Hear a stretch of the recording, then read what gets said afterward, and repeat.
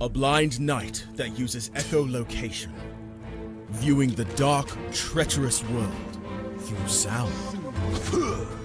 Trapped in a dungeon keep, endangered by combatants, where hazards lurk around every corner. Make sound to have vision, or don't and be stealthy. Avoid impaling threats throughout the dungeon to escape. Engage with other prisoners. Rogue Knight I've been hearing about. Could you find the key and unlock my cell? Free them to fight back with more allies. Let's take this guy. The dungeon labyrinth has many paths and even more traps. Struggle through the darkness to find your freedom.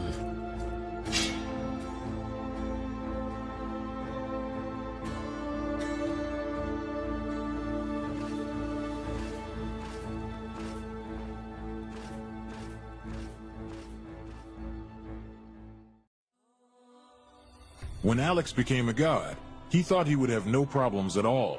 Until...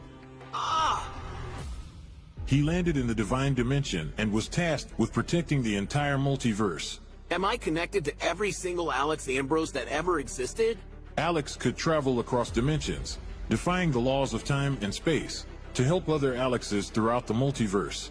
But then everything changed. No! Aw! I have to go back and save them. But if Alex went back to the mortal world, he would relinquish all of his power and his memories. I don't have a choice. I must go back. When Alex returned back to Earth, he goes back to being your average business tycoon millionaire, unaware that the people he cared most about are in danger. Someone help me! Yvonne, what happened? I was attacked by a monster. Alex? What's going on? Get away from him! He is my boyfriend! Who attacked Yvonne in the forest? What will Debbie do next? Who will Alex choose between the two women? Will Alex ever remember who he was before traveling into a different multiverse? To hear what happens next and whether Alex can stop the deranged monster before he strikes again, listen to the original audio drama, Insta Millionaire Returns, only on Pocket FM. Download the app now and find out.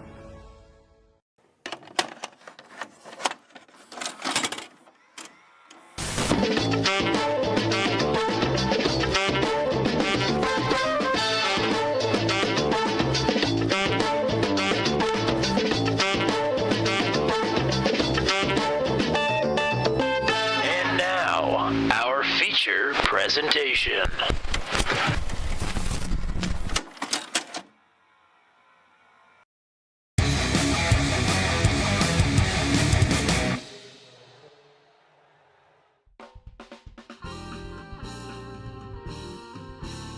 We're across the midpoint of the chase, just 2 rounds to go in the 2025 season number 1 of the Max v CNC Home Designs Truck Series. And we are here today at the 3/4 miler Richmond Raceway to host the penultimate round of this championship. Welcome in to Max v CNC Home Designs Truck Series action here at the short track on turn 200. It is your boy Tommy Cook hanging out with you as always. We got Joshua Motichek back in the house tonight. We'll be hearing more from Joshua, I'm sure, whenever we get around to airing the tape-delayed ASRL Sports Car Championship race from last night.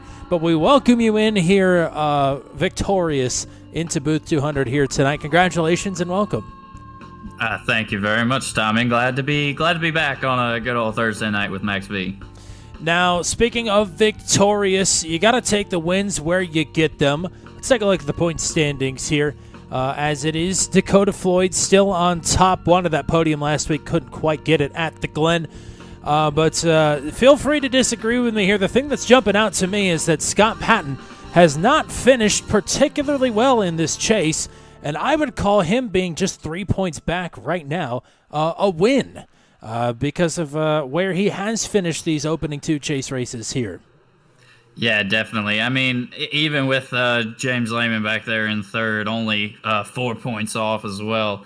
I mean, Dakota Floyd definitely has no breathing room. He fears the hairs tingling on the back of his neck as he's looking in his mirror is Patton and Lehman. I mean, it sets up for a perfect chase as we near the hump. Certainly. And, I mean, a few other things that jump out to me here as well. Big slides down the leaderboard for Heath Smith and for Greg Mall. For Matt Sisler, they drop outside of the left side of that graphic. Will Kirk somehow slid down to last in the standings, despite the fact that Charlie Widener didn't even race last week. Charlie jumps up to 11th. But yeah, you're right. James Lehman, huge bump in the points there, winning the stage, leading the most laps, taking the fastest lap, and taking that third career victory in the Max V CNC Home Designs Truck Series. He says he's trying to build himself up as much of a buffer as possible because he is not sure if he's going to be able to race the championship race here in a few weeks' time. Congratulations to James and his wife on a new child as well. James says he is exhausted. I can imagine that he is. But it sounds like everybody's happy and healthy and home, and that is the best situation for all three of those folks. Like taking a look at this, Richmond Raceway, 3/4 of a mile. We've had 3 races here in the past in the Max V CNC Home Designs Truck Series, 3 different winners, and the caution counts have varied dramatically. 3 cautions, the least amount that we've had here. 14 last time we were here, the most that we've had. The average with a 5-banger in there is 7 per race. What are we on for here tonight under the lights at the newly refreshed Richmond Raceway? It is time to find out as we will go to tonight's starting grid. How about Nathan Carroll on pole? I know we got Lisa in the chat. Nathan in truck number 63 will lead the field to the green. Scott Patton, the most recent winner here. He needs something to go his way here tonight. He will line up on the outside pole with last week's race winner and the other winner in 2024 here with Max V. James Lehman starting in third. Heath Smith, the winner at IRP, to open up the chase. He'll start on the outside of row number 2. Reigning series champion Greg Mall needs something in his column tonight. He'll start in 5th. Justin Ritchie coming off a nice top 10 last week at the Glen. He'll start in 6th. Jack Watts tied for 5th in the standings, starts in 7th with Dakota Floyd to his outside. Another short track ace in the 8th position. Ryan Nardone and Rod Mitten, your top 10. Row number 6 is Jordan Neese on the inside. Tyler Hesseling, podium finisher for the first time in his career last week, starting in 12th. Charlie Widener and Riley Laverne on row number 7. Billy Bumgarner, Joshua Fracker, Trent Drum, Brad Slagle, Chris Braley, and David Rigsby are the front 10 rows here. Matt Sisler way back there in 21st with Christopher Howell back in the lineup tonight in 22nd. Rob Haynes, Mike Milfeld on row number 12. And the Groovers on row 13. Brandon on the inside, Zachary on the outside, Kerry Cleaver, Michael Van, Matt Rodolasso, the 29 drivers who will take to the field here tonight at Richmond Raceway for the 4th time in series history. Let's give you a look at the weather conditions here as the drivers get ready to roll off pit road. 84 degrees under a partly cloudy Richmond, Virginia sky. And had to adjust some of the cameras here to make sure that they weren't looking through the grandstands. It's one thing to be looking from the grandstands, but to have to be stuck behind them, you won't be able to see very much down the front straightaway into turn number 1. So don't say I don't do anything for you, Mr. Joshua Motichek. As trucks are getting ready to roll off pit road, what are the strategy notes here tonight from Richmond? What are these drivers gearing themselves up for? Yeah, so, key strategy note, it's a long race. It's a short track. Keep it clean.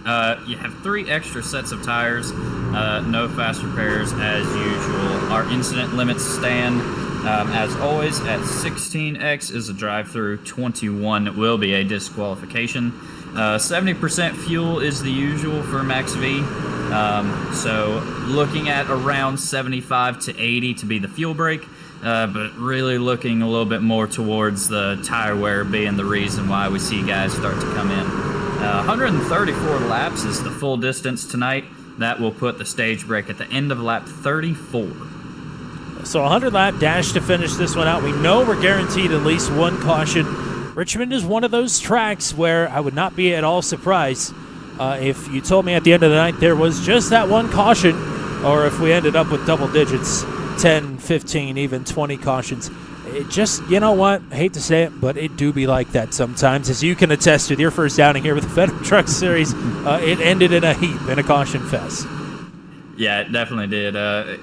But hopefully we have some really good racing, as Max V is always prone to putting on for us. It's time to go racing. We're underway here in Richmond for the penultimate round of the championship. Not a great start from Carroll there on the inside. Lehman pushing him across the line. Patton gonna get a good swing around the outside. Looks like he might almost get clear down the backstretch. Still side by side. Oh, Lehman with a big snap. That's gonna put Greg Mall to his inside. Patton leads the opener. Carroll uncontested will slot in line in second. Greg Mall up to third. Justin Ritchie and James Lehman right now, who's struggling with the handle of this truck. As you can see, the rear end coming out from underneath of him right now. He is fighting for fourth, but hanging on to a spot in the top 5 as Patton is looking to set sail at the front of this field. Yeah, Patton in clean air. That is the best place to be for sure. Oh, and Carroll's loose. Into the inside wall. Oh, big time problems there for Nathan out. Carroll. First caution of the night here on lap number 3, and your pole sitter didn't get to lead a lap into the inside wall. And we will take a look at it here. Carroll was not the only one struggling with the handle of this truck just a little bit. Yeah, just on the throttle, comes out from underneath of him, locks it down. Just a little bit. I wouldn't even call that a kiss. That's like a schoolyard peck right there. He will be just fine. Maybe a little humiliated, but everybody's done that at a short track. Yeah, I don't know a single guy who hasn't. So, caution on lap 3 is definitely going to shake this field up. We saw a good bit of movement. Cars being free on the fresh tires, the cold tires. So, definitely going to be an interesting restart here. Yeah, Parker Donaldson kind of echoing the sentiments of what we had. Nathan Carroll's been so fast in the last few weeks. Great battle in all race long at the Glen. Long race, he will be back. I don't have a doubt about it. I will say the one thing that makes me a little bit nervous, as we've alluded to here, cautions breeding cautions. Scott Patton, it happened to him at IRP. If you're kind of back in this drop zone, there is no telling what you might find yourself in the middle of it here, especially since that was not really enough time for these drivers to sort of find their footing. Yeah, definitely. Some drivers thrive under green flag racing where they can get in a groove and get set, but there are those drivers who, they're able to just make the moves and make the jump on the restarts. So definitely going to be a proving ground if we do go caution after caution to see just who can make it happen. Well, hello to everybody else that's hanging out with us. Of course, the Motichek gang, as always. Hello to Bailey. Hello to Robin. Yes, you're not the only one having a Tuesday night withdrawals. Only a couple more months to tough it out, and we'll be back to Daytona. We've got some exciting stuff up our sleeve for Season 10 of the Venom Truck Series. So stay tuned for that. Hello. We already said hello to Parker. Hello to Daniel Carroll as well. Celebrating the pole. Now Nathan did not come down pit road. In fact, only a couple of drivers did come down pit road. Looks like Jordan East, Matt Sisler, and Matt Rodolasso were the ones who decided to get some service under this caution here. So that puts Carroll in the 26th position. Actually, Matt Rodolasso didn't even start the race. So 28 drivers out on track. They're all on the lead lap, and they'll all be coming to the restart here on lap 8. Scott Patton electing the outside here. Some tracks that would surprise me, but at Richmond, I cannot say that I'm that surprised. And Scott Patton knows what he's doing. Last time we were here, he won. We'll see what he's got at the front. We're underway. A good getaway for Patton. He's going to have the room to come all the way down the track. All going to slot in second.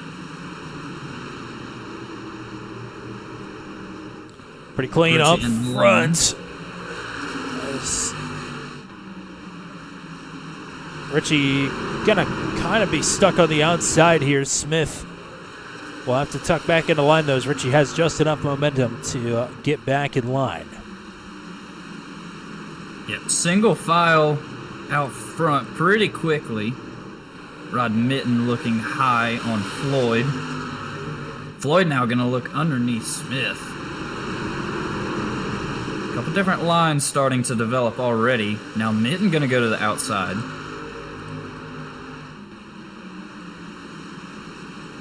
Richmond is one of those tracks where you can get a couple of grooves, but more often than not, it will string out single file as Mitten.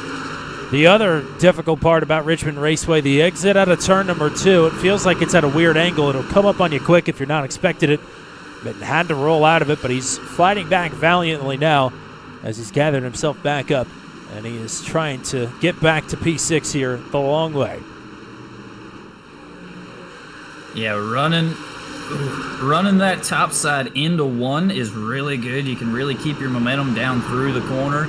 But the exit of 2, it just pinches off so hard that you really can't get off the corner very good. So Mitten doing a very good job to stay out of the wall while running outside of Floyd. This is Ryan Nardone here in the 8th position. Called out his name quite a bit last week. And he has crept up into, or I guess has stayed in the top 10. He started P9. He's up to 8th.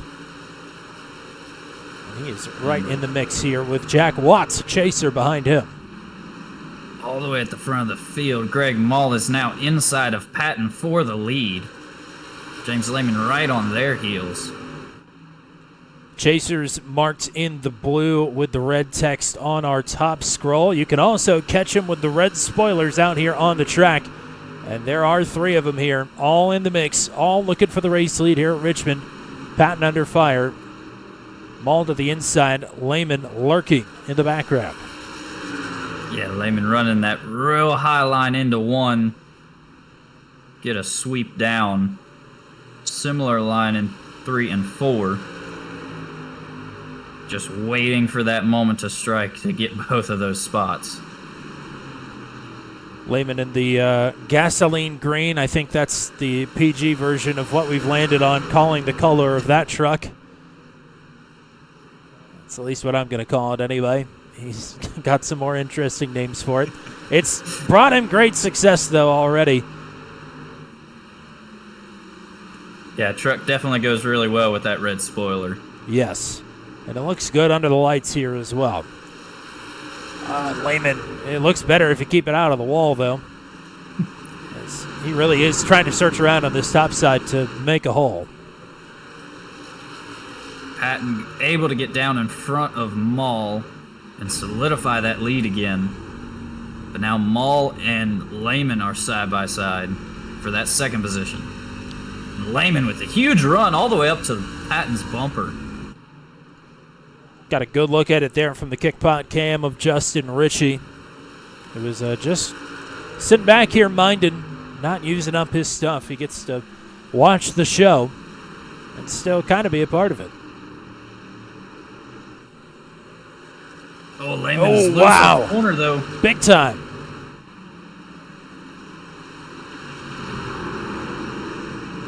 It's going to give Greg Mall an opportunity to fight back at him as Lehman's tires are very hot. Looking back from your race leader, Scott Patton. So Lehman will try and cool off a little bit. You can see it's still kind of stepping out on him on the gas, out of 2.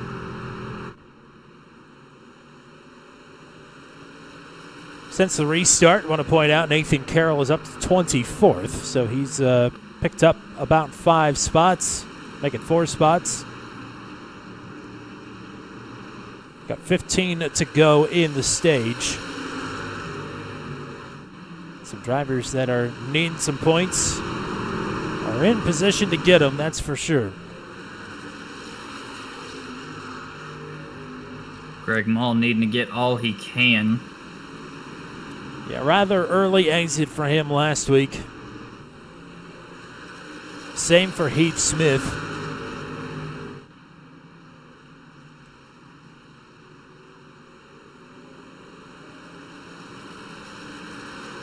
Smith riding back in 5th is drawing nearer to Lehman, Mall, and Ritchie. As Mall and Lehman are the closest battle on the track for position right now, outside of David Rigsby and Trent Drum battling for 26th. Got Tyler Hessling and Riley Laverne also close for position. That is for a stage point. That's actually Hessling applying the pressure to Jack Watts to try and get himself off the stage point bubble.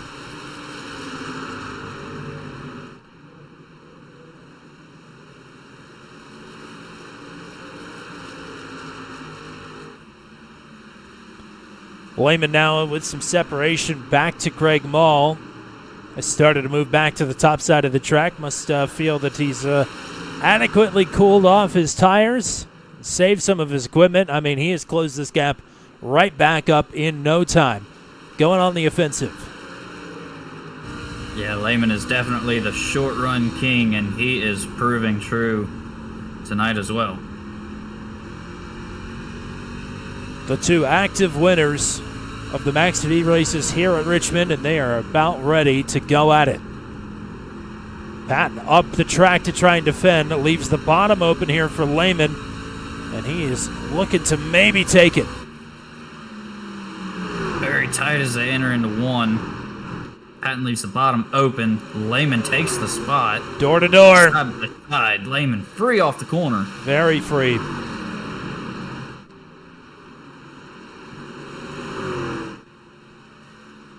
Oh, ripple Man. free. Lehman trying to get the power down as best as he can.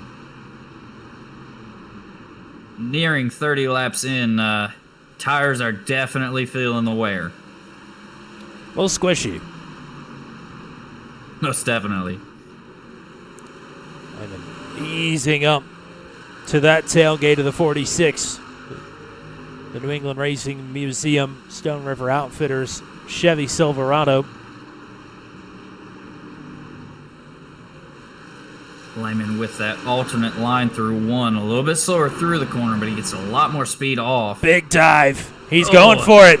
Big slider. Textbook. Cross over the bumper. And he's got his preferred line into 1 now. He diamonded that perfectly. Pounded it off the apron, slid right up onto the front bumper. But Patton is trying to answer back with a crossover of his own. Can't make it stick. In the spot. What an impressive move that nets James Lehman the race lead.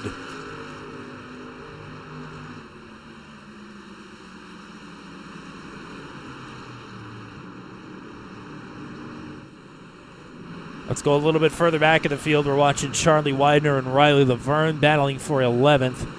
Charlie tantalizingly close to picking up a couple of points. I know he's in the chase, not really going for the cup as he missed last week at the Glen. But still would like the chase standings to sort of reflect how he ran this season. Trying to maximize his points here in the postseason. We'll go back up to Greg Mall and Justin Ritchie for 3rd. As Ritchie's been getting a little bit closer and a little bit closer, Dakota Floyd has done the same now to Heath Smith. This is Floyd's opportunity here to get into the top 5.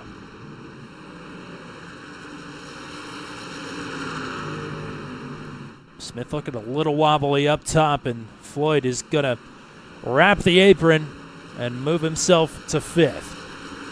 Nicely done. Yeah, good move, Floyd. Not a very comfortable gap for that lead in points. Definitely looking for every extra piece he can get. Coming to 1 to go in the stage, and Scott Patton has closed right back up. 1 truck length between your top 2.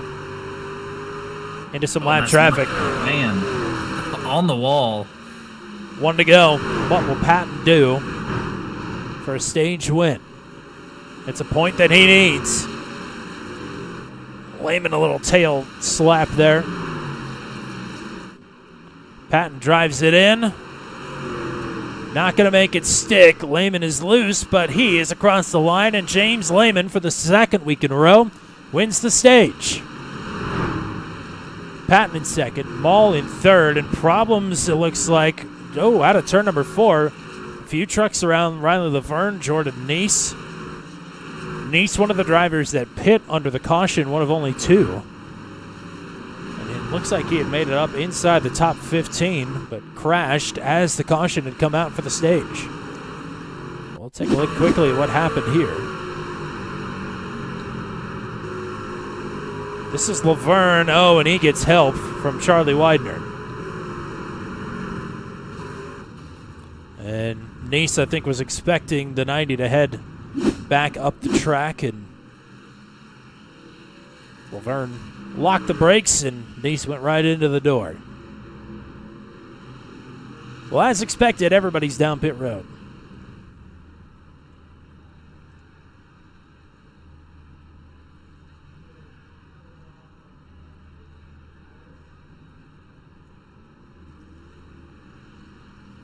Monitoring the race off, and it is going to go to Ryan Nardone. Big swing for him. Lehman is out third. Tyler Hesseling, Scott Patton, Greg Mull, the top 5 out. But a big move here for Nardone.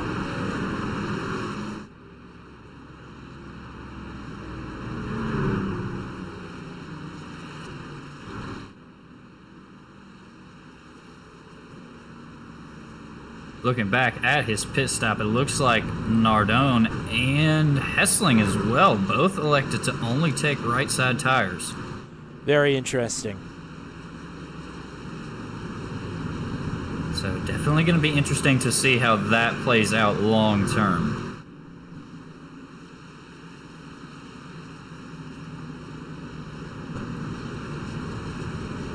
I think there are very few situations where I would want right sides only here.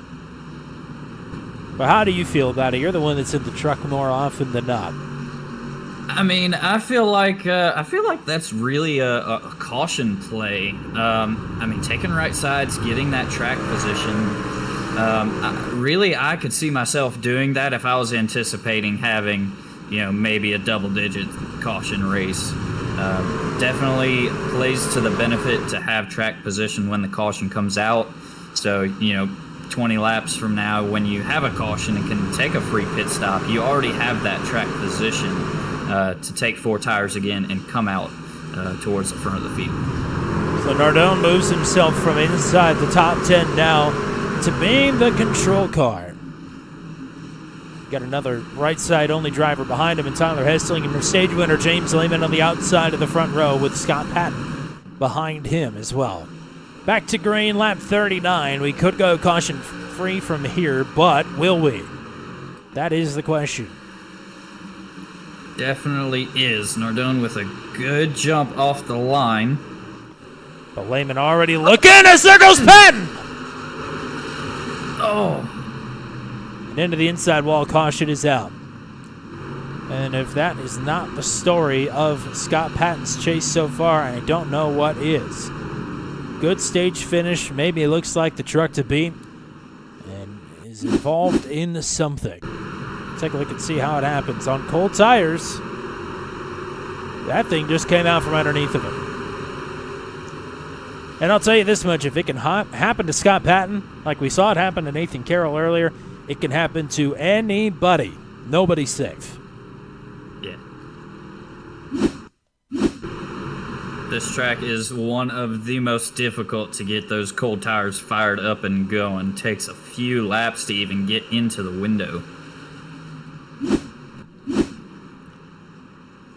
So Patton now back to 26th. As Jordan Neese, the only driver down pit road here, as the pits open. He was already off sequence anyway, but again took some damage as the stage caution came out from Riley Laverne's spin. So maybe still trying to get this truck worked up.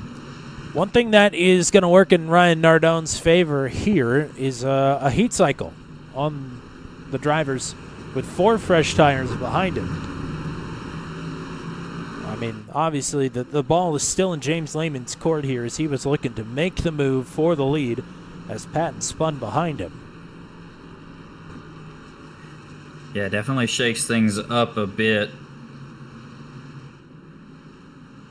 But you mentioned it, Nardone got a pretty good start from the bottom. Yeah, it didn't really look too free off of one there. That's definitely one of the big issues when only taking right sides, because that left rear already has a pretty good bit of wear on it, especially a track like here where you're on the edge of sliding so often.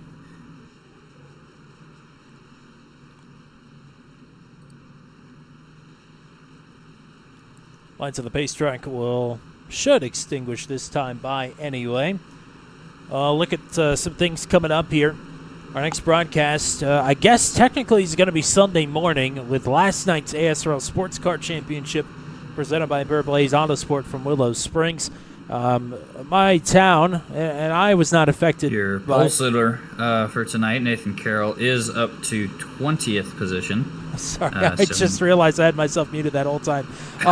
Anyway, what I was trying to say was that last night's ASRL GT3 races will be broadcast Sunday morning. As my town got hit by a tornado yesterday, we didn't have any power until sometime this afternoon. So that'll be the next thing on the channel here. But we'll have some broadcasts for you next week as well. Nardone and Lehman back to it here. Lap 44 on the board. Another good start for Nardone. Lehman able to keep right on the quarter panel. I'm going to try and roll across, see what he can make happen. As Floyd gets good. Oh, and Floyd gets a big bump from Essling. There are loose trucks all over the joint here. Problems for Riley Laverne once again, and the caution is out as he is down into the infield in the tri-oval. He looks to be the only one involved here, but that is a pretty quick caution once again. And just on the gas, it comes out from underneath. And honestly, I know the Max V guys don't throw their own cautions. They do it on the sim, but I'm not sure why the sim thought that was a caution. But regardless, here we are. That's caution number 4. Yeah, definitely cautions breeding cautions, but not in the way we're used to seeing. No.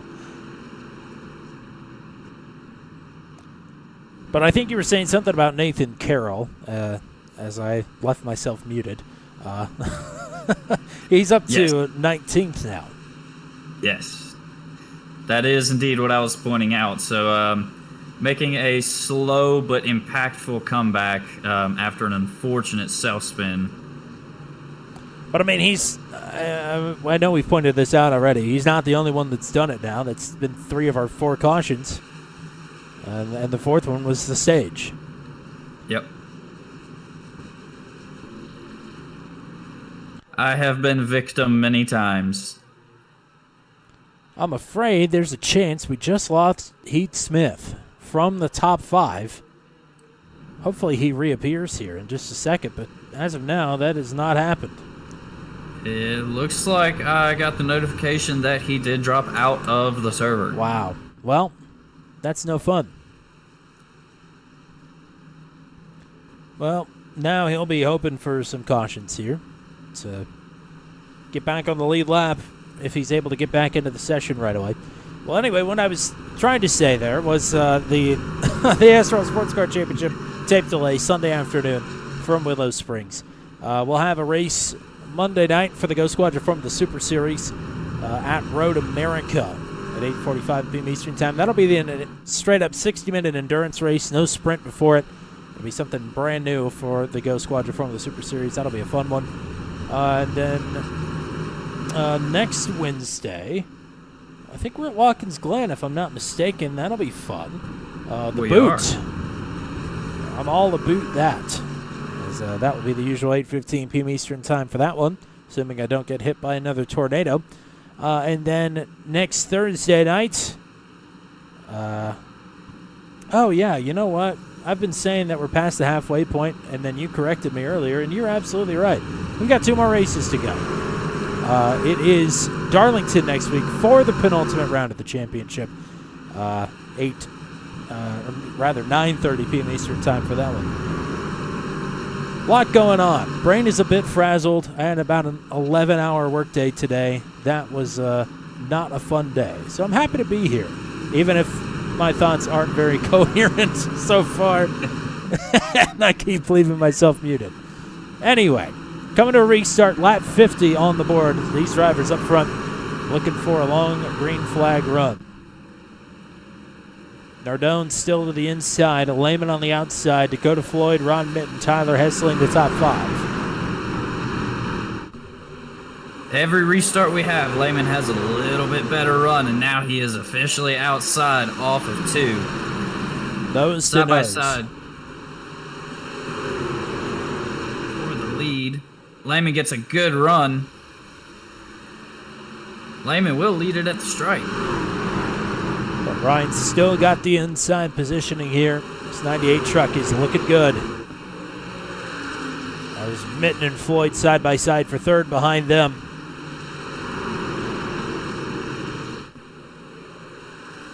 And further back, Maul and Hessling are side by side.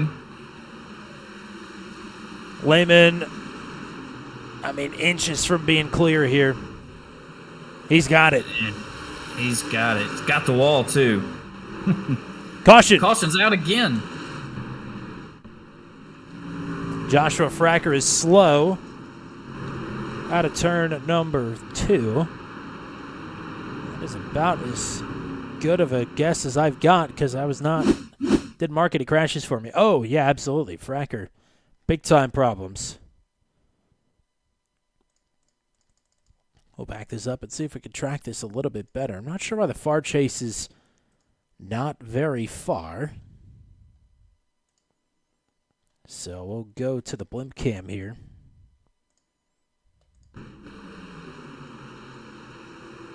That's just right up and into him. Riley Laverne gets a piece of it as well. I think that was Chris Braley that tags Fracker in the first place.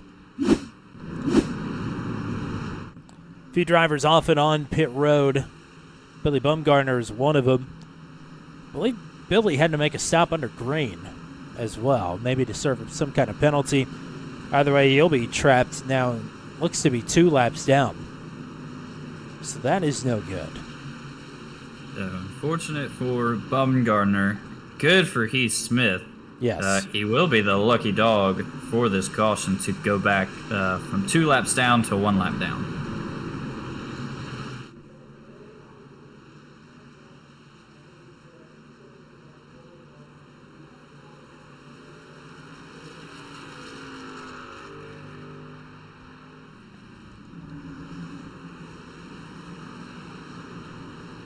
Well, this is not what this field wanted to see. James Lehman pretty much by himself up here. I will say, Dakota Floyd has had good pace so far. Just have not gotten to see him actually at the front of the field. And if you're curious where Scott Patton is right now, he is back in 20th. Still slowly but surely picking his way back through the field after the self-spin, as is Nathan Carroll. Carroll, the pole sitter, in 16th as they run.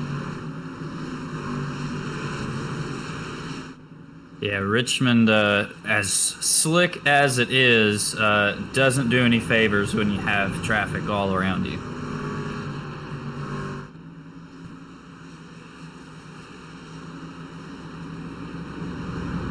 So Lehman going to be the control car. Nardone to his outside.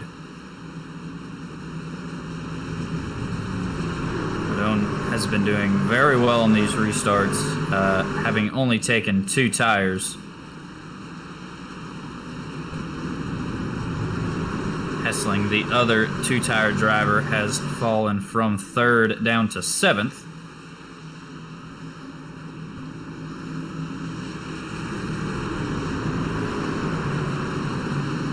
We will Come see. back.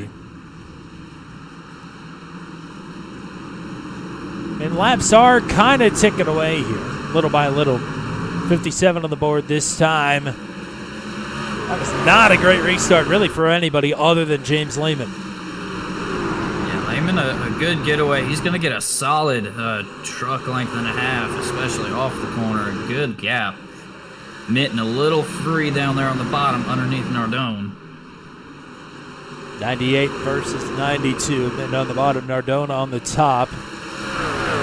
Mitten loose again, tucks in the line. This two-tire call for Ryan Nardone is working out gangbusters so far.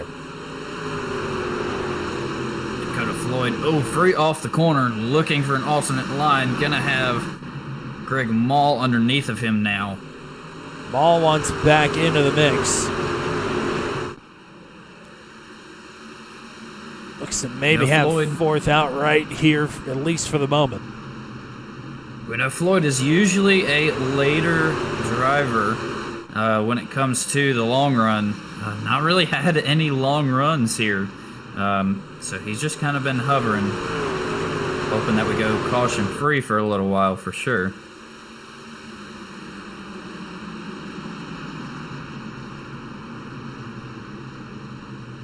Oh, 3 wide for the back in contact. Christopher Howell, Matt Sisler, and Scott Patton all banging doors. Patton still in the middle, or on the bottom rather, a 3 wide before it gets sorted out. Risky business back there, and that's sort of the Hornets' nest that we were alluding to earlier. Howell and Sisler not done yet. That is the battle for 13th.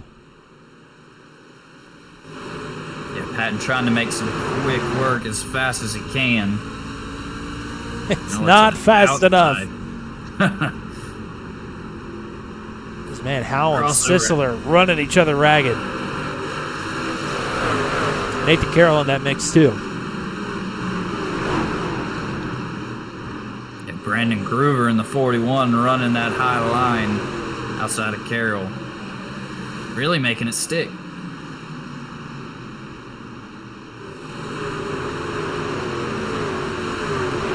Got to go back to the front as Rod Mitten is under fire from Greg Mall and simultaneously trying to reel in Ryan Nardone here. Behind them, Jack Watts is side by side with Justin Ritchie for 6th. As further back, Scott Patton just got through on Christopher Howell to take 14th away, and he'll set his sights on Matt Sisler. Here's Mall with a look underneath.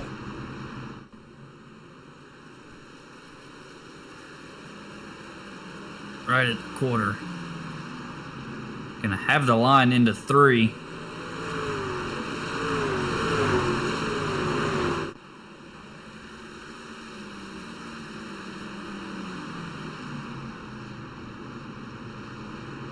This high line really not been a bad line for defense. You get the run off the corner. But Mall able to really make it happen around that bottom. I went to the static Mitten. cam there for a second as you could hear James Lehman by himself up front, but it sounded like he was drifting. I mean, these tires are taking a beating, especially for these two who continue to run each other hard, side by side. And Mall finally is going to prevail. Yeah, definitely doing the tires no favors running that hard side by side. Hopefully for Mall, the pass was the favor, but he's not done yet. He's got 0.6 of a second up to Nardone.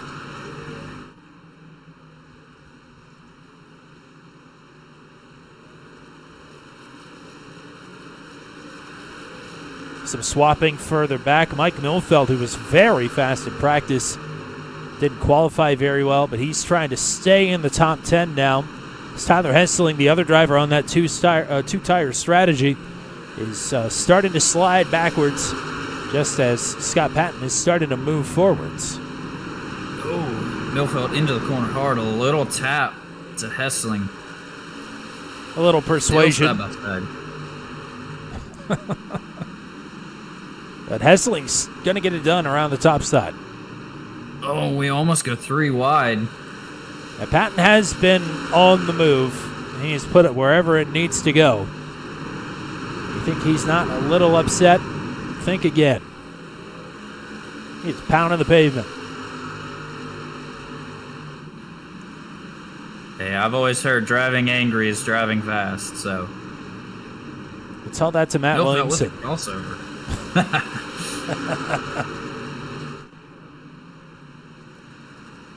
Patton up to P11. Hessling is next up. I mean, I'm very impressed by Ryan Nardone. I don't think there's anything wrong with what Tyler Hessling has done. That's a little bit the arc I expected from the two tire runners. So Hessling's still doing a good job given the circumstances, but Nardone is showing the power of clean air, but also still going above and beyond. Yeah, definitely proving that strategy to be true. So we're right at the same tire mark where everyone came down for stage break. So curious to see when this next pit stop will be. Patton has found his way to the outside of Tyler Hesseling. And I think has made that into turn number 1 the long way. Now Patton about to catch up to the choo-choo train here. They are all lined up behind Ryan Mitten in front of him. Millfelt going to follow Patton around the outside of Hessling. It's going to put Hessling down to 12th now. Yeah, Mike's starting to get it figured out. Like we mentioned, Patton was fastest in practice, but Mike Millfelt was P2. I mean, he had good speed, qualified 24th. So he has had to work quite hard to get himself in a position where he can be in the top 10 of this race. You know, if you're going to follow somebody around, it might as well be Scott Patton. He knows what he's doing. Yeah, most definitely. If you can find one of those red spoilers and hitch on, it's definitely the move to make. Well, here we go for second. Nardone up into the wall at a turn number 2. He was all but wrecked. And now Mull is going to make the move down low.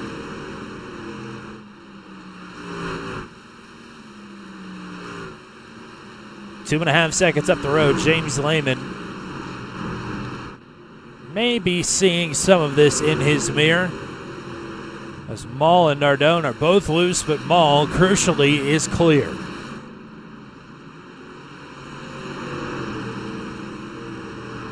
Yeah, definitely seeing Nardone starting to struggle a little bit off of 2 especially. So he's got a second back to Rod Mitten, who rides in 4th. And then if he drops one spot, he is going to be in for quite the ride backwards through the field. Meanwhile, for Greg Mull, we'll watch the times at the stripe now that he's had a full lap out in clean air. Last lap for James Lehman, 22.84, rather a 22.95 versus a 22.90 for Mull. So Greg has got some pace on Lehman, but James also going through some lap traffic at the moment, which Mull will also have to go through here momentarily.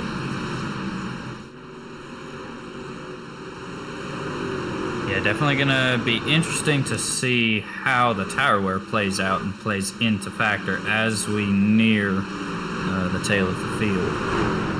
Well, I can tell you how I would feel about it at this point. I would be watching those laps tick away, desperately hoping to get in as soon as possible, because it cannot feel good. Here's Patton with a move on Rob Haynes for 9th, and he's got it just like that. Millfelt will look to follow through. The hole that Patton just punched. So Scott is picking him up and putting him down, and he's got plenty of work ahead of him now as he's up to 9th. But basically now 8th through 3rd up for grabs, all in a single file formation in front of him. Ooh, like a van up into the wall trying to stay out of the way of the race leaders.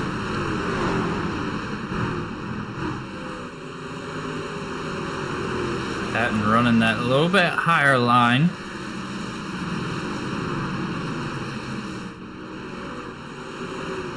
Rob Haynes is one we haven't mentioned very much. He is up from 23rd to 10th.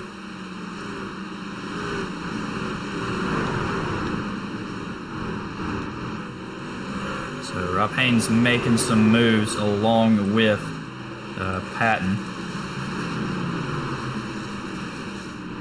Yeah, Haynes was pretty quick to let Patton go through, or maybe Scott caught him out a little bit. But he's definitely got his elbows out. Speaking of elbows getting out, getting sharpened, here's Dakota Floyd underneath of Rod Mitten, and he will take spot number 4 away. Working on almost 50 laps on this set of tires. Definitely the sweet spot for Dakota Floyd. Well, we're not too far from pit stops. Nathan Carroll is down from inside the top 15.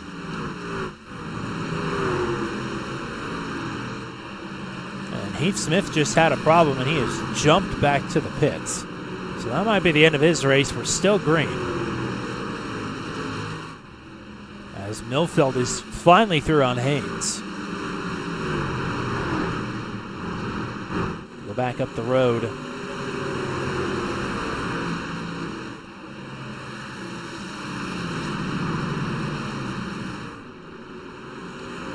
Lehman and Mall are trading lap times back and forth, so that gap is holding pretty steady at 2.5 seconds at the moment. As Ritchie and Watts side by side for 6th. Here comes Riley Laverne down pit road. He's had a host of problems this race. I don't think that'll set off too many alarm bells. I'm sure Scott Patton's spidey senses are tingling here just a little bit watching Watts and Widener slide all over the track side by side. Patton will muscle underneath the 77. Look to keep the bottom clear here with Charlie Widener in front.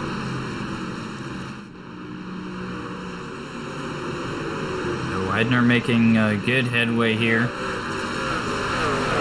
Patton's still on the move as he moves into the top 8. Rod Mitten, Justin Ritchie just up the road side by side for 5th. As Mitten's starting to go backwards here.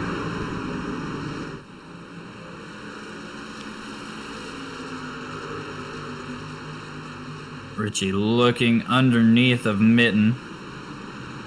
Couple of different lines here from both of them.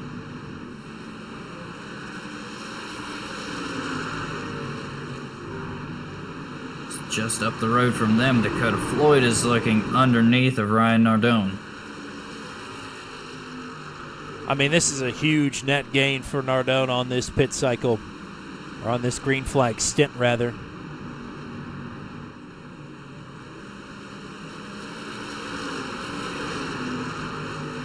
And we do get the call. Nardone is coming into the pits. Trying to get all that he can get. One of the slowest pit lanes on the circuit. And the other 2-tire runner, his teammate Tyler Hesseling, down pit road as well. Well done for Ryan. That's a net gain of 5 on that 2-tire strategy call. Impressive stuff.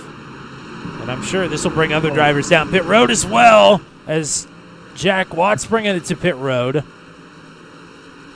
little sketchy, but got it done. So, He said, we don't need this set of tires anymore. May as well burn them down, right? I guess. So, very good news for Dakota Floyd getting into that clean air, not having to make the pass on Nardone. So this may start to cascade some fellow drivers inside this top 10. As we are definitely good to the end on fuel, but are you good to the end on tires? The one thing you really don't want is to get caught out mid-cycle by a caution. We've seen it so many times. It could change the complexion of a race just like that. Yeah, absolutely. Scott Patton experienced that firsthand at IRP. Yes. Very unfortunate. I mean, if I'm a driver right now, I mean, really anywhere on track, I'm just going to ride this out and hope and pray that we get a caution that I can get a free pit. I mean, it's even on fresh tires, it's so hard to dig out of a lap down under green that sometimes it's just not worth it. So things have settled down in this top 10 frenzy just a bit. Milfelt, Patton, Widener, Mitten riding, but now here comes Dakota Floyd down pit road.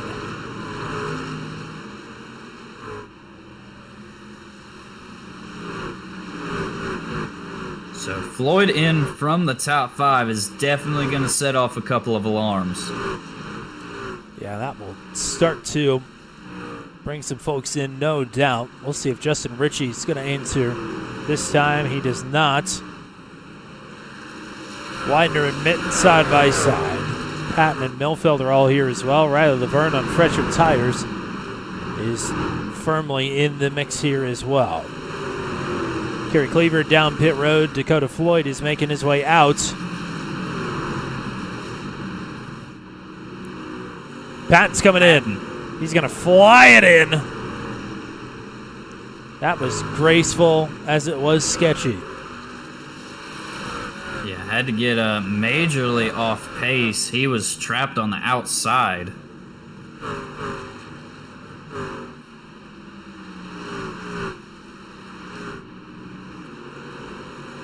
So that might cost him a little bit of time overall. But we'll still be triggering the undercut here on Widener, Mitten, Ritchie, Milfelt, all the drivers he's been running around. We'll see where that puts him in relation to Dakota Floyd and Jack Watts. Watts actually out in front of Floyd. And they're all behind Ryan Nardone and Nathan Carroll. Nardone theoretically going to cycle out to the lead. One thing I want to mention as well, we haven't talked about him, but James Lehman's lead has been cut into by Greg Mall. Mall has been running faster laps consistently, down to 1.7 seconds. This is something to keep in mind if Mall is going to look for the undercut on Lehman. Didn't work for Justin Michael in his bid to dethrone Lehman from the lead at Watkins Glen last week. Who's to say it won't work here tonight? Here's Brandon Groover down pit road.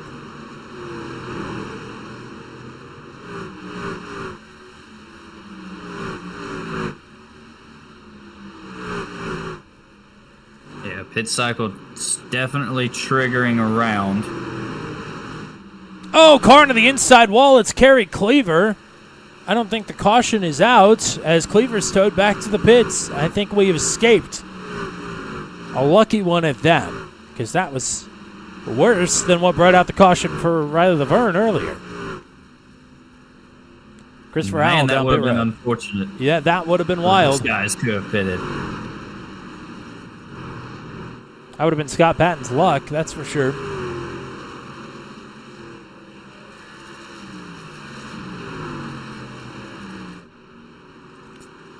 Another lap, Lehman staying out, Mall staying out. Justin Ritchie riding in third. He stays out, so does Mitten, so does Widener, and Milfeld. Dakota Floyd, meanwhile, passing or attempting to Jack Watts. This is for what would be fourth overall currently, as Greg Mall is down pit road. I should say provisionally fourth overall. Really going to see how it's going to shake out here with Greg Mall coming down from P2. He was closing in on James Lehman. Now he has triggered the undercut. This might force Lehman's hand to bit in the next few laps.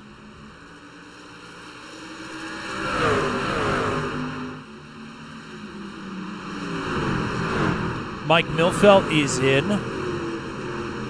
Rob Haynes, Matt Sisseler also in.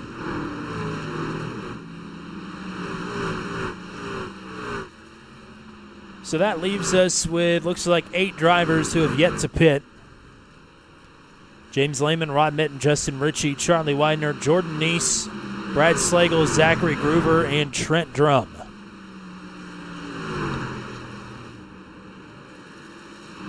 Right now, race leader would be Ryan Nardone.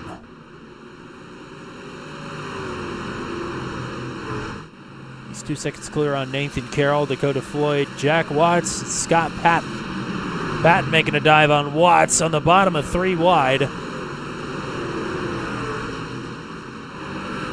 Patton is on the move, and they are absolutely packed up in front of him.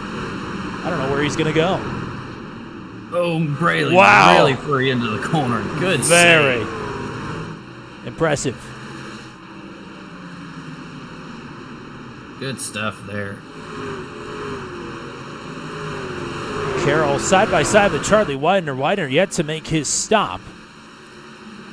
Patton going to look to make it 3 wide into the corner. And he's just going to roll right underneath Dakota Floyd. Patton is absolutely flying. 25 laps to go. Pat, mind you, still not in the lead lap at the moment.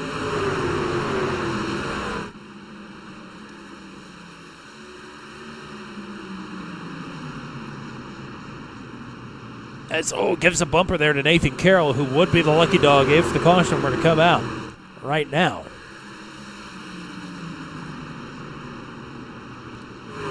But not anymore. Carroll into the wall. Patton is up to 10th. But that is the provisional, actually second place. He's got another 3 seconds up to Ryan Nardone. And still waiting on Lehman, Mitten, Widener, Neese, Ritchie, Slagle, and Zachary Groover, and Trent Drum. So, I mean, looking at Oh, the caution! laps sticking down. Rob Haynes for the problem. And that could not have been better timed for Scott Patton, who will get back onto the lead lap with the lucky dog. And boy, does that change the complexion of this race once again. Here is the chase cam on Rob Haynes. And he just lost it on cold tires. All by himself. Locks it down in the middle of the track. Man, oh man. Tale as old as time here at Richmond. Man, this is really going to shake things up here. I mean, that is exactly what this top 7 was staying out for. Lehman, Mitten, Widener, Neese, Ritchie, Slagle, Zachary Groover. They just got the golden ticket. And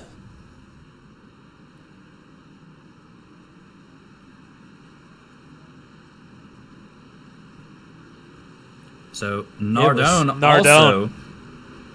I thought he was ahead of James Lehman, but apparently not.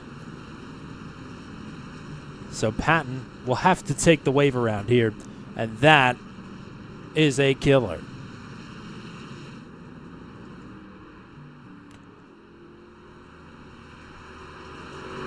I mean, now as long as he doesn't crash, Ryan Nardone, at worst with this 2-tire strategy and early pit stop, has broken even. He pitted from 8th in the stage, came out with the lead with 2 tires, hung around in the top 5 that whole stretch. Impressive stuff. And now will be in 8th. Yeah, and he still practically gets a free pit stop because he can come in now that he's back on the lead lap. Yes, he can, and he does. Wow. So James Lehman wins the race off pit road. Charlie Widener now will be in 2nd. Rod Mitten in 3rd. Jordan Neese, who has had a heck of a race so far, is in 4th. Justin Ritchie in 5th. Brad Slagle 6th. Zachary Groover in 7th. Ryan Nardone. Jack drops on the right side, and he is back in motion. Boy, does this have some championship implications as well. As Patton and Floyd, Watts, Mall, they're all right here. They're all chasers. They're all going to be stuck at the back of this field as the lights go off on the pace truck.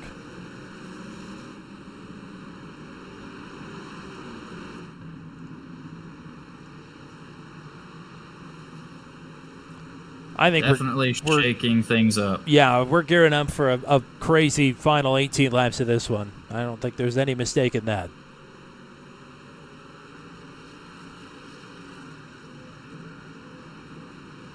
Oh boy, folks. Settle in. Hope you've got your libations and your popcorn ready to go. Pick out your favorite driver and give him a hoot and a holler here. It's 18 laps around Richmond Raceway. Oh, Widener does not get a good jump. Yeah, Lehman, huge start. Mitten gonna get the spot. Free and clear to move up to P2. Nice on the outside of Richie as Widener is loose. Nice and Richie and Widener all making contact, all bouncing off one another down the back straightaway. As Lehman will lead the opening lap of the restart. Nice gonna cross over to look underneath Widener. Thinks better of it. Charge and Charlie struggling here on the tires.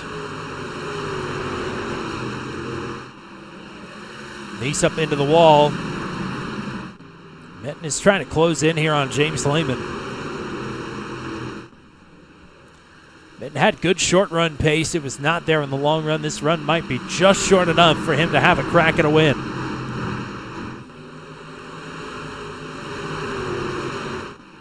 Oh, Mitten into the wall. That doubles the gap up to the 50.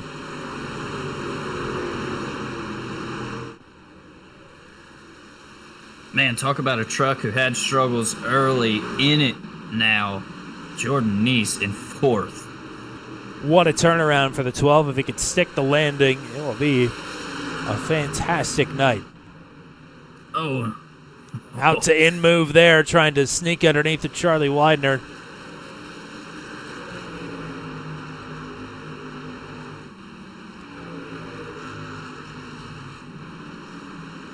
All the way at the back of this field, Scott Patton, with a lot of drivers in between he and his fellow competitors. At the front of the pack, running in 9th. Justin Ritchie really, really loose there, trying to fight for this 4th spot with Jordan Nice. Good night for the 00 as well. He's been up here all night long.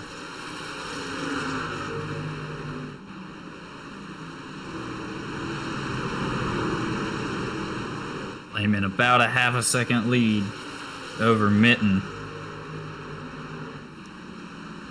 It continues to extend that advantage. As problems again for Riley Laverne, and the caution is out. The 90 truck nosed into the wall there. And that is the 7th caution of the night. Bang on the average. And it's been a tough night for Laverne.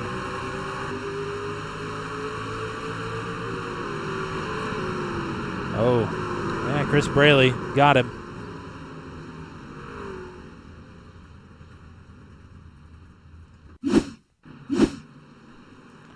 So I think Laverne is called at a 9, if I'm not mistaken. Usually that's what the switch to the scenic cam means. That is most welcome news for the drivers that just had to take the wave around. Because now they can come in if they so choose and get fresh tires on this truck. Patton will bring them in. Maul follows, and they're all coming. Every single one of them down pit road.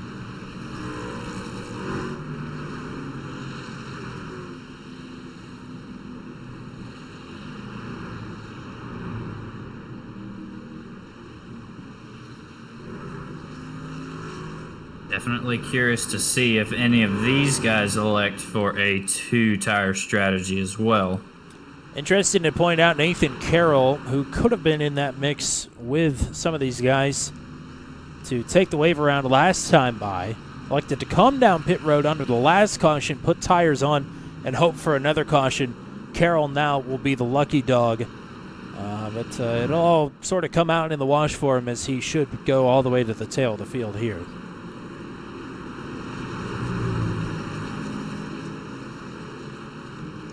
So Dakota Floyd electing for right sides only. So that will give him the 9th position.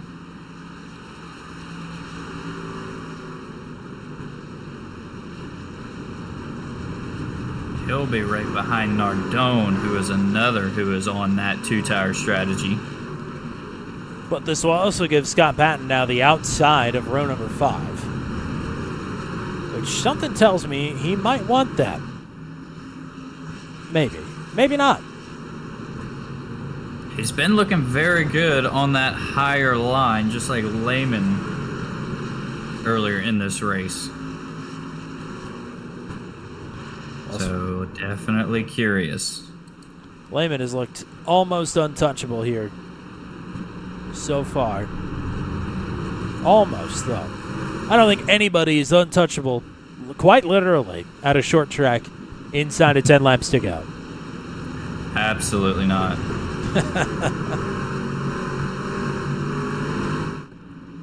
Two other drivers who played the strategy very well, Zachary Groover and Brad Slagle.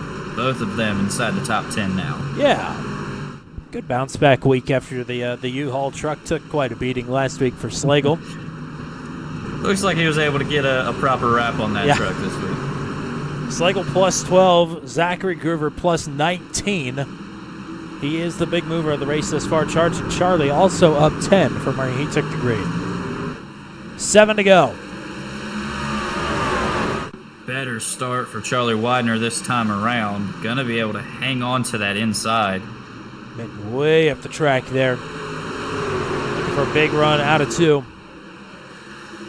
And he's got it. Widener doesn't have the positioning there yet on the inside. It may have second as Floyd with a problem. And problems. Caution's back out. I think Brandon Groover had an issue, and again, he is slowed there on the inside into the grass in the infield, and that will put us under the caution for the 8th time. We are going to be knocking right on the door of overtime as we are already in progress here with Brandon Groover. Looks to be same case as it has been most of the night, just cold tires. Truck comes out from underneath of him. And I think it's the act of just being kind of slow on the apron of the track that actually brings the caution out. But who really knows?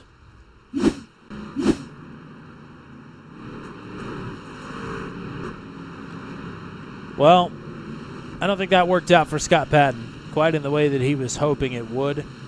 Started on the outside of row 5, and he went backwards 1 spot. So now he'll be stuck on the inside of row 6. As before that happened, Dakota Floyd looked like he was in a bit of trouble. Kind of had that field all stacked up around him. Yeah, I believe him, Patton, Nardone, they were all 3 wide right in there. Yeah, we're going to back this up and see. This is the other Groover. This is Zachary in the 27. Floyd going to stick it in the middle, 3 wide. Nardone on the outside. Zachary Groover down low. And there is contact between Groover and Floyd. And again, Floyd 3 wide. And Patton, oh, so close at the time of caution to getting out in front of the 57 truck. But he's going to miss out on it by a foot or less. And now we'll be stuck in 11th.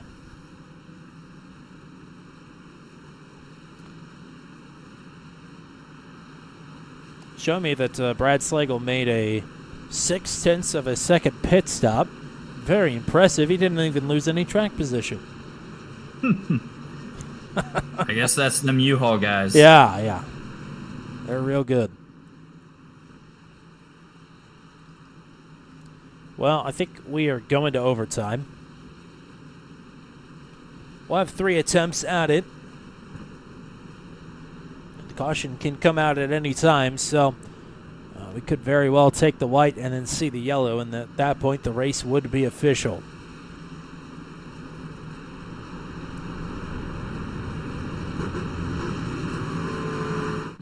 So, Mitten gonna be hoping and praying he can gauge this restart just right. I know he does not want to see Charlie Widener be able to get up underneath him again. And what he really doesn't want to see is James Lehman jetting away. You can make up the time lost in 3 or 4 laps, maybe 5, because Rod Mitten did just that on the last couple of restarts, but you can't do it in 2, not without a mistake from Lehman, and those have been very hard to come by here this evening.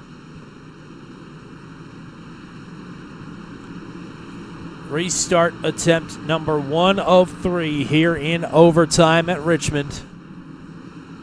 James Lehman, the dominator. Rod Mitten looking to play upset. Back to green. Mitten with a pretty good start. Widener will have a go down low. But it is all Lehman up front. Justin Ritchie pushing that 92 truck, trying to get him out front of Charlie Widener. This is exactly what James wants to see. He also wants to see the white flag, and he will. This race is official. Problems out back. Zachary Groover, Mike Milfeld have crashed. We're still green. They're side by side for second. Wrecking in the back again. The checkers are out. James Lehman has won it again in Richmond. Mitten in second. Justin Ritchie on the podium in third. As it was Tyler Hesseling, I believe, that spun down the back straightaway. A wild end to the night here at Richmond. As it was green all the way. Some extracurriculars here. To be expected, I think, at the short track. We'll take a look at some of the goings-on here momentarily. But we got to let this man, back-to-back wins for the first time in his career with Max V. And he'll burn it down for the second time as a race winner here at Richmond. That's where he got his first. That's where he'll take his fourth here tonight.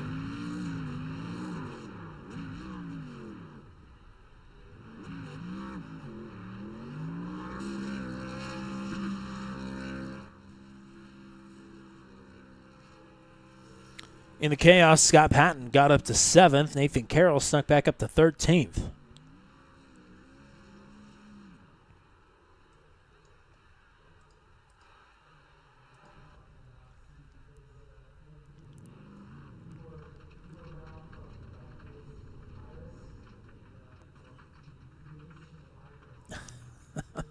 And Lehman going to park it here on the infield. Oh, no, he's going for the moonwalk.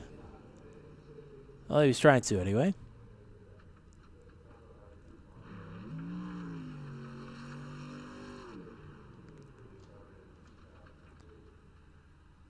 So I guess we'll start here with whatever happens to Zachary Groover and Mike Milfeld. This is Groover on the top side. And he's just already loose. Nowhere for Mike Milfeld to go. Tyler Hesseling going to sneak through there just barely. And Milfeld down the track. That's a pretty hard shot for him off of Billy Bumgardner as well. But Groover going to finish ahead of Tyler Hesseling, and this is why. As we exit turn number 2, Hesseling is loose. Unassisted. That's probably the hardest shot we've seen into the inside wall tonight. And then further up the track, this is the battle for the podium. And, we're just about 3 wide down the back straightaway. Widener super loose. Ritchie has a run. He takes it down low. And then gives Widener a bump. It's not only going to cost Widener third, it'll cost him fourth, as well as Jordan Neese will sneak through to take that fourth position away. And Widener, a little rubbing there on the 0-0 afterwards, I'm sure was not very happy. But that is how we will send it here to the full finishing rundown. Congratulations. It's been a big week for James Lehman, and he will get to celebrate on the top step for the second week in a row. Career victory number 4 for him. Rod Mitten back on the podium for the third time this season. We'll talk to him, and we'll talk to Justin Ritchie in the 0-0 here momentarily as well. Congratulations to both of them. Jordan Neese, P4, awesome run, great recovery. What a night for the 12. Charlie Widener will slip back to 5th. Dakota Floyd in 6th. Scott Patton in 7th. And boy, that's a points championship battle. Just keeps getting more and more interesting by the week. Greg Mull in 8th, Ryan Nardone in P9, and it is Brad Slagle to round out the top 10. Matt Sisler in 11th, Jack Watson 12th, Nathan Carroll 13th, Christopher Howell, and Brandon Groover, the top 15. 16th for Trent Drum. Decent run for him here tonight. Zachary Grover in 17th. Tyler Hessling, Mike Milfelt, and Chris Braley, the top 20. Rob Haynes in 21st. It is 22nd for Billy Bumgarner, David Rigsby, Riley Laverne, Joshua Fracker, and then Kerry Cleaver, Michael Van, and Heath Smith. Big-time DNF for driver number 1 here tonight, as Matt Rodolasso never took the green flag, so won't actually be credited with a start here this evening. So as the music fades, we will go in search of your third-place finisher, and it is great to get to talk to Justin Ritchie here on a Thursday night. 0-0 parks it on the bottom step here tonight, but that's a bronze medal for you, partner. Congratulations. Welcome to the booth. Yeah, thank you. I don't love how it happened. I really didn't mean to get up into Charlie there, into 3 and 4. But that's just Richmond racing, man. So it was a long race, tough battle. Wish that caution wouldn't have come out. I would have liked to see if I could have saved the fuel to make it to the end there. I mean, you talk about Richmond racing here. I mean, you qualified, I think, in the 6th position. It didn't seem like you left the top 5 hardly at all here tonight. I mean, you got your fill of a short tracking tonight. Yeah, definitely. I'm a little bit tired after that one. I would be right there with you, partner. Joshua, what you got? Man, congrats on the podium and being up here with us once again. You mentioned it just a moment ago, wishing that caution wouldn't have come out, see if you can make it to the end. I mean, was that a viable strategy from the beginning, or is that just something that you kind of picked up after having a couple cautions there in a row? Yeah, well, after a bunch of cautions came out, I knew it was going to be close. At the time that last caution, or the last caution after the green flag run came out, we were looking at like 3.4 gallons needed to make it to the end. So with about 25, 30 in the tank, I started clutching in to try to save. It was going to be tight. Like I probably would have run out crossing the line or the lap before. But I just wanted to see if I could do it. Well, you got yourself on the podium here tonight. Congratulations, and we'll let you get some shout-outs in before we let you go. Yeah, I mean, just a big shout-out to MVRL and you guys for putting on an awesome broadcast. Shout-out to my teammate Dakota. He is always pushing me to be the best that I can be. And, again, just a big apology for getting into the 95 there at the end. That is not how I would want to be raced, and it's not how I want to race. It was just a mistake. So I hope he hears this and understands that was completely on me. All righty, partner. Well, great stuff here tonight. We'll hope to talk to you again next week at Darlington, but congrats on the podium. Thank you. Y'all have a good night. All right, we'll move up one on the box, and it is Rod Mitten up here for the 3rd time this season, and again on the short track as well. Welcome back to the booth, and congrats on the runner-up.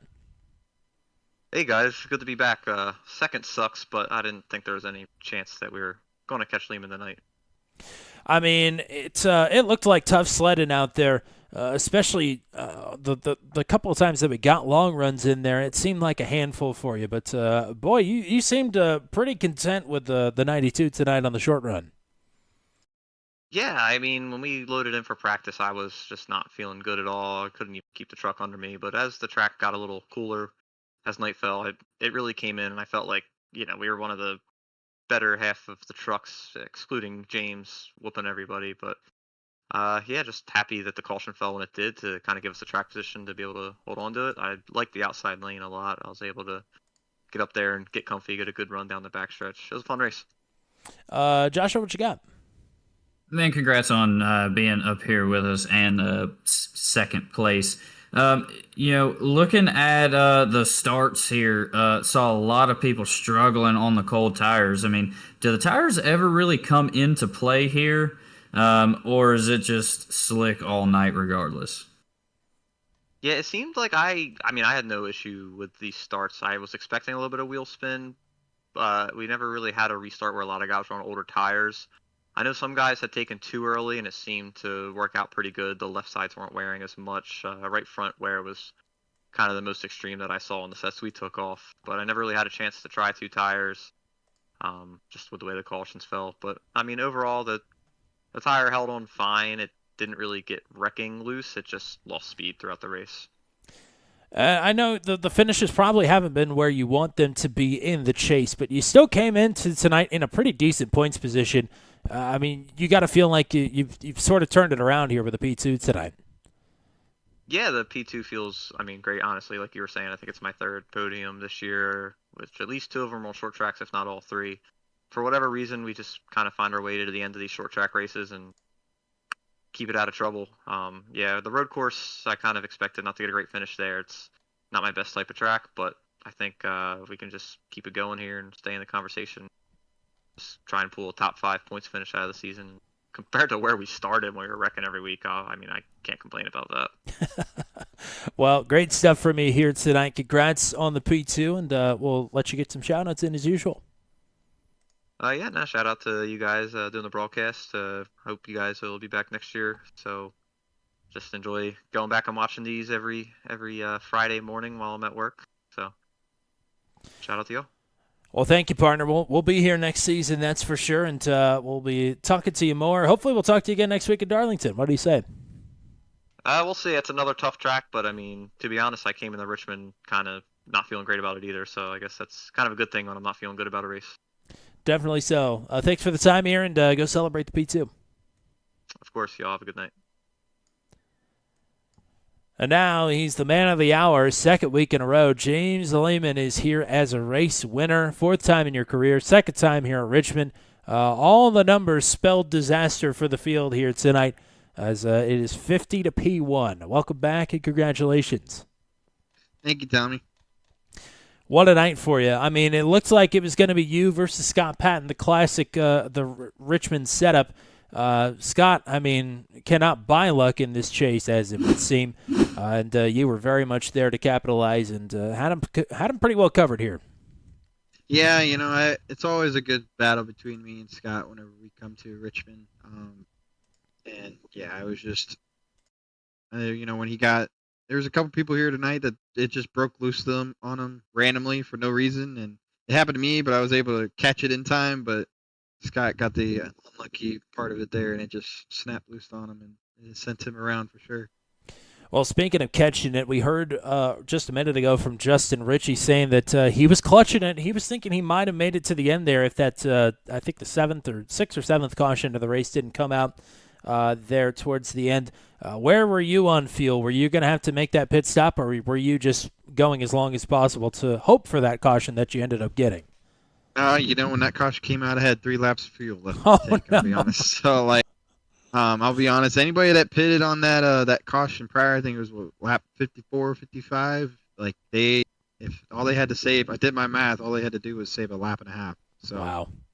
And I, based on who pitted, I think Jordan was the closest guy to the front that pitted on that lap, and he was running faster too, so it definitely, would have got himself a first win if that caution didn't come out, I think, in my opinion. Well, Joshua, what you got for your race winner? Man, congrats on the win. 2 in a row is fantastic for the chase. You mentioned, Jordan and all the alternate pit strategies. At what point does all-out pace beat out, pit strategies, especially at a short track when there's so much traffic to pull through?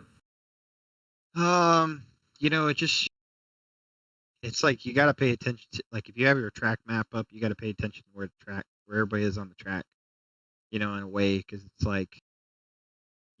some strategies work, everybody that was short pitting, in my opinion, if they short pitted and they got where they had a good gap in the field and they can make their time up, it definitely was going to benefit them. But if you just did those short pits and then you were just in a cluster, it's not really going to benefit you. You're just going to wear your stuff out faster.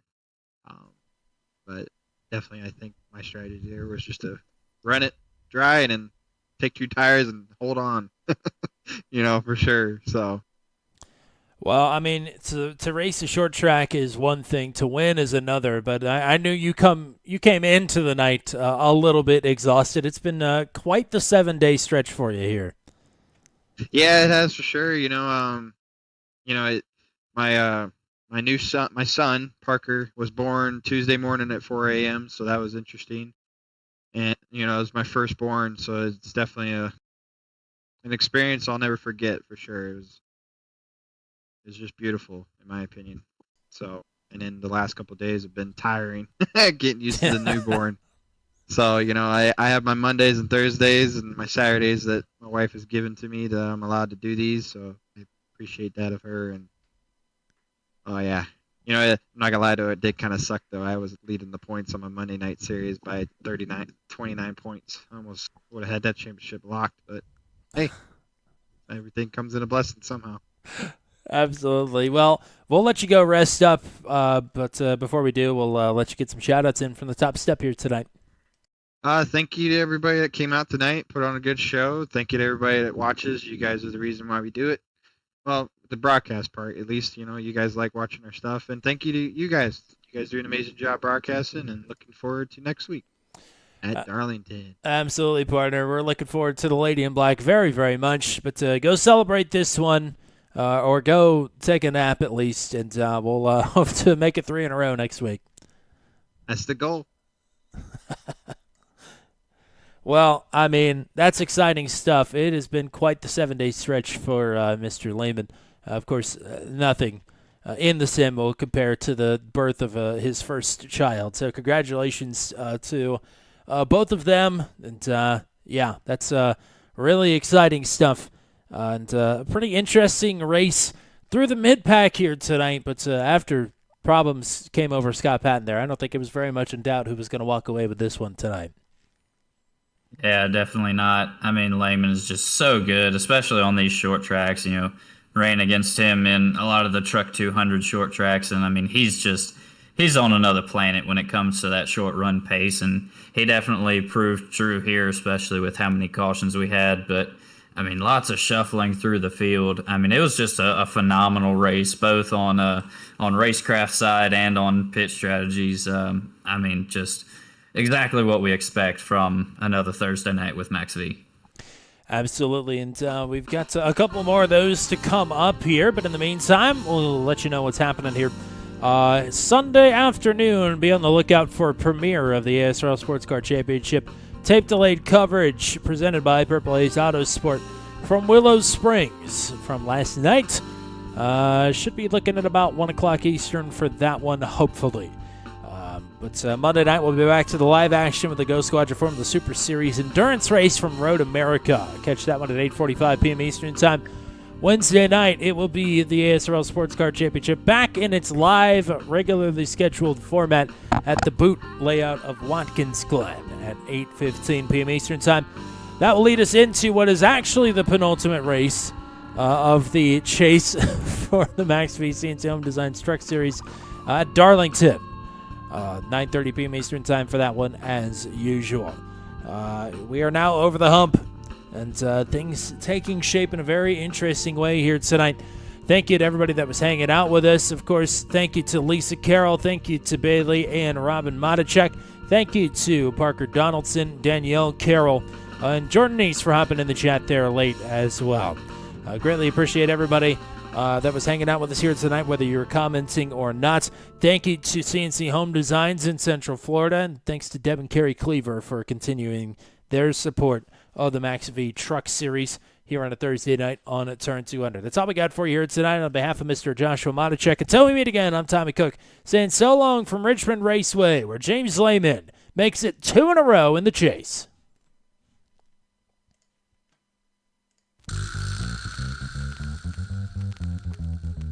This has been a live broadcast on Turn 200. Be sure to hit subscribe and hit the bell to get notified of when we go live next. Thank you very much for joining us, and we'll see you again soon.